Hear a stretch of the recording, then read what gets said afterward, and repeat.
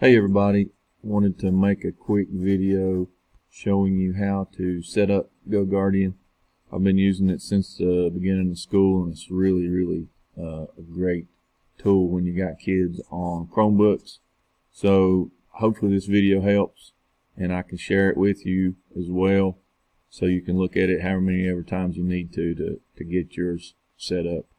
So basically what we did is at the beginning of the school year, you got an email, whether you remember it or not, or remember seeing it or not. This is what it looks like. And if you'll if you scroll down, and there's a place here, it says you can sign in with Google, and that's what I did. But this is what the email looks like.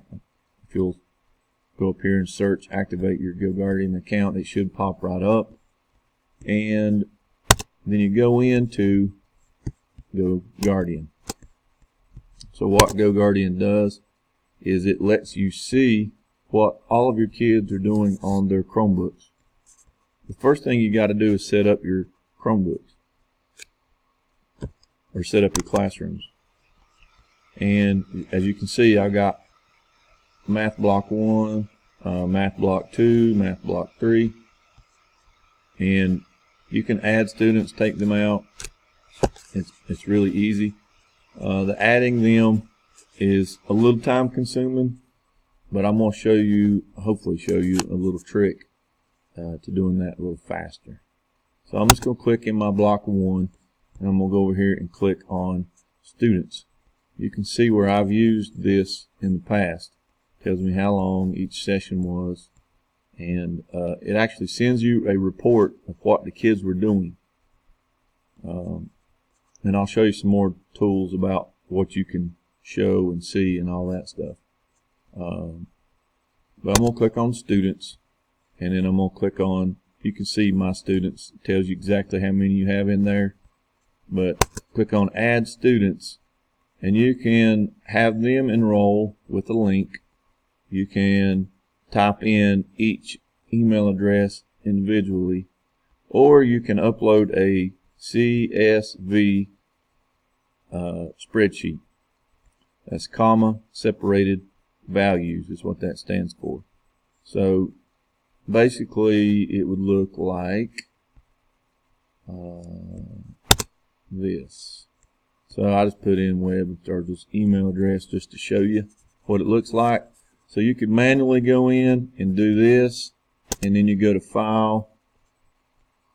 There we go. File, Download as a comma separated value sheet. Remember what you name it, and then go back in and upload that for each block. So if this was block 1, you'd want to name this comma separated value sheet block 1. Alright. So this is one way you can do it, and just go in by hand and paste all of your email addresses in. Or there's actually a better way. You can go into Rapid Identity, go into Profiles, My Students right here. There we go. And if you'll notice, I have everybody's email address. So what you can do is look in here. Most of these email addresses are just first.last@AlleghenyHighSchool.net. I've got one right here that's different. So basically you can just go in and just keep adding those down through until you get all of your block 1 or whatever of your homeroom, whichever class that you're going to add. And then, just like I showed you, download this as a CSV sheet and download it to your computer. And then you'll go back to here, click Upload a CSV, and then click this and do the search for the name of the file, and then import students, and then they'll be instantly put into your class. And then once you have all your classes in, then it'll look like this. So what I wanted to do is show you what it looks like once you start a session with your kids.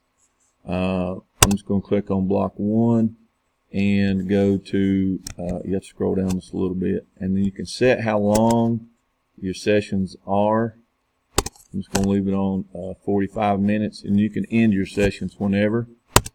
I'm going to start a session, and it's going to pop up everybody's names here, and it'll actually show me what they're looking at in every one of these boxes.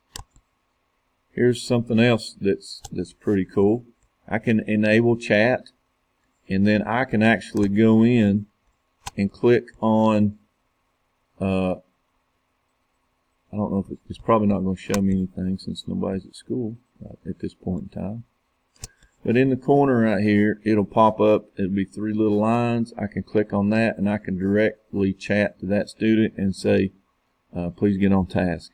And it'll pop up on their screen that I've sent them a chat message. I can also go directly in here by clicking on their name and lock their screen, type in the email address of the location that they're supposed to be, and actually make their computer take them there. You can also tell the computer where you would like for them to be, and then it'll give you a timeline report. And it's not going to do that for me since there's nobody on. A lot of the cool things you can do, you can take a screenshot if they're not where they're supposed to be. If they're not where they're supposed to be, you can just lock their screen, and then they can't change any of that. And you can mess around with scenes, which is a scene from which I haven't really messed with it a lot, but it looks like you can set it, and then as long as you're in those scenes, they can only go to certain websites that you need them to be in. And I haven't taken the time to set those up yet. But just like I said, you can remove and add students as you want to, and you can actually have all 3 of these going at one time if you want to. So maybe for if you're having kids take a test online, it'd be a good way to make sure that they're not flipping back and forth. It does show every single window that they have open. And you can actually close those one at a time if it's something that they're not supposed to have. But feel free to watch this video as many times as you want to, and get back with me if you have any questions. Shoot me an email. And I think you'll really enjoy the program once you get it set up. I think you'll find it is a big benefit to your classroom. But that's it. Get on here and play and enjoy.